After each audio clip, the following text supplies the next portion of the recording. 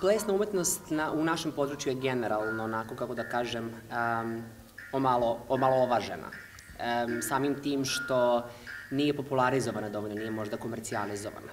Čini mi se da su koreografi konkretno ovim projektom imali donekle ideju da pokažu da baš ta plesna umetnost može ići od vrlo apstraktne, što nam govori prvi deo naše predstave, preko malo razumljivije, što je zapravo s obzirom to da je približena vrlo poznatim delom Iva Andrića, do vrlo komercijalne, s obzirom na to da smo igrali uz vrlo poznate numere, odnosno sevdalinke Boža Vreća, Marka Luisa i Amire Medunjanin. Gelem, lungo de Dromeda,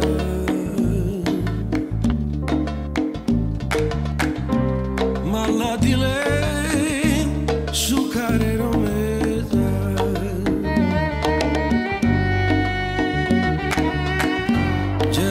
gelem, lungo de Dromeda,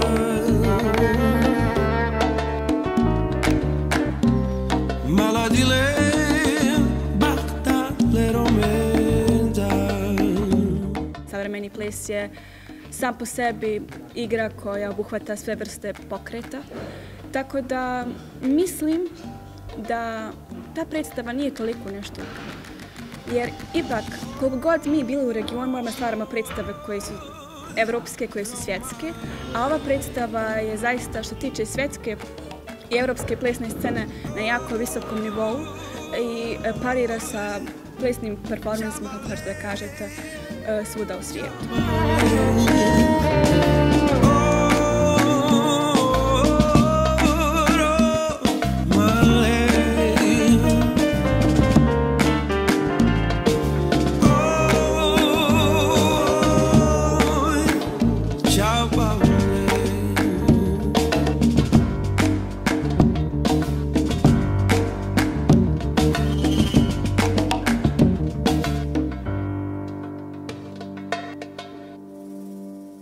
Nikad niko do sad nije smogao snage da napravi ovakav jedan iskorak u savremenom baletu, odnosno savremenom plesu.